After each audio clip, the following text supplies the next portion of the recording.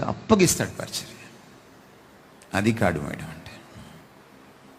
దేవుడు పేతురికి అప్పగించిన పరిచర్య వేరు, పౌలుకి అప్పగించిన పరిచర్య వేరు. బర్నబాకు అప్పగించిన పరిచర్య వేరు, ఫిలిప్పుకి అప్పగించిన పరిచర్య వేరు. In those days apostles were not కాపీకాట్స్.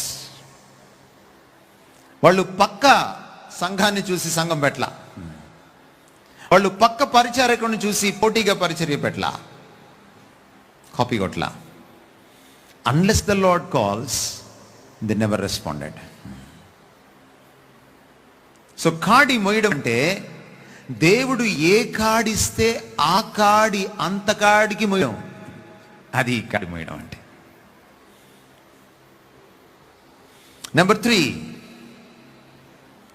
Yoke bearing is not a commercial idea.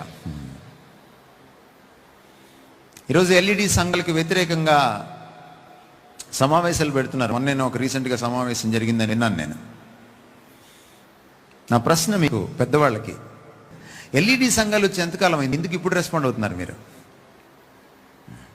ఎందుకంటే ఇప్పుడు మీ చాప ఎందుకు నీరు వచ్చింది.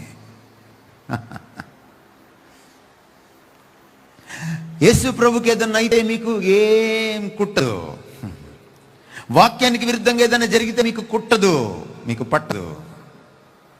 కానీ మీ సంఘానికి ఏదైనా జరుగుతుంది, మీ మినిస్ట్రీకి ఏదైనా కుంటుపడుతుంది, మీ దశమ భాగాలు వెళ్ళిపోతాయి అన్నప్పుడే మీరు ఎదురు తిరుగుతారు. ద సేమ్ పాస్టర్స్ బ్లేజర్లు తీసుకున్నారు, ద సేమ్ పాస్టర్స్ డబ్బులు తీసుకున్నారు కవర్లలో. ఏ ముందే ఎందుకు అడగలేదు నువ్వు? మళ్ళీ చెప్తున్నాను నేను మీకు, ఈ రోజున కర్చీఫ్లు అమ్ముకుంటున్నారు, ఈ రోజున నూనె బుడ్లు అమ్ముకుంటున్నారు, ఈ రోజున గవర్నమెంట్కి ట్యాక్స్ ఎగ్గొడుతున్నారు, ఈ రోజున